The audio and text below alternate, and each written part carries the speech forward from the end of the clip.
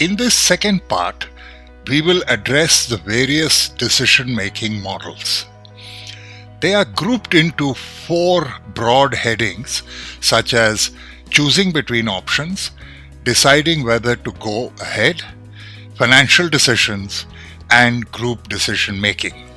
We will also look at techniques for improving decision making and finishing this part with ORAPAPA, a checklist for making better decisions. So let's begin with the first one, which is choosing between options.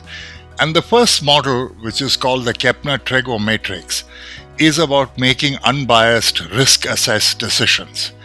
In the third part of this video, we will be covering this model in detail. The other models that follow will be covered in subsequent videos. These are decision-making matrix analysis, that is making a decision by weighing up different factors, paired comparison analysis, which is working out relative importance, the Varun-Yetan-Jago decision model, which is deciding how to decide, the AHP decision making, which is choosing by weighing up many subjective factors, conjoint analysis, which is usually used in marketing for measuring buyer preferences, Pareto analysis, which is choosing the most important changes to make, decision tree analysis, which is choosing by projecting expected outcome, and TELOS, which is conducting a thorough feasibility study. The next set of decision-making models are deciding whether to go ahead. The first one being go, no-go decisions, that is deciding whether to go ahead or not. The second, risk analysis and risk management, which is evaluating and managing risks. And the third, force field analysis, which is analyzing the pressures for and against a change. Then we have what-if analysis, which is making decisions by exploring scenarios, impact analysis, which is identifying the full consequences of change, business experiments, which is taking intelligent risks. The third set of decisions are called financial decisions. These are cost-benefit analysis, deciding quantitatively whether to go ahead, break-even analysis, determining when a product becomes profitable, net present value and internal rate of return, deciding whether to invest, cash flow forecasting, which is forecasting the impact of a financial decision.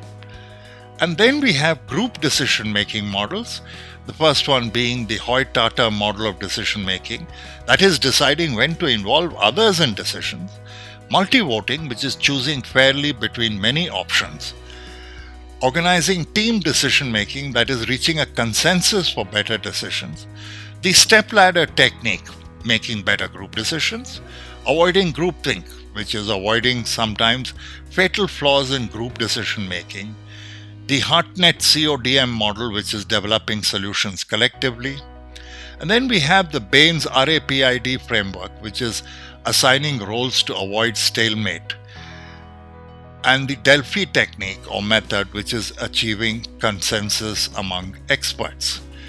This brings us to the end of the 4 groups of decision-making models. Now we will look at how we can improve our decision-making by avoiding psychological bias in decision-making, that is, to make objective decisions, the ladder of inference, that is, how to avoid jumping to conclusions, and decision-making under uncertainty, that is, making the best choice with the information available. You can improve your decision-making by 1. Being cautious or courageous, that is understanding your risk preference and make better decisions. Critical thinking, developing the skills for successful thinking. Monte Carlo analysis for bringing uncertainty and risk into forecasting. And finally, to conclude this part, we will discuss ORAPAPA, which is a checklist for making better decisions. How often have you seen people make really bad decisions? ORAPAPA is an acronym that highlights 7 key things you should consider as a part of a significant decision. And it stands for O for opportunities, R for risks, A for alternatives and improvements, P for past experience, A for analysis, P for people, and A for alignment and ethics. This brings us to the end of the second part, an overview of some of the decision-making models. In the third part, we will look at and understand one good and useful model, namely the Kepner-Tregoe decision-making model or matrix. Thank you.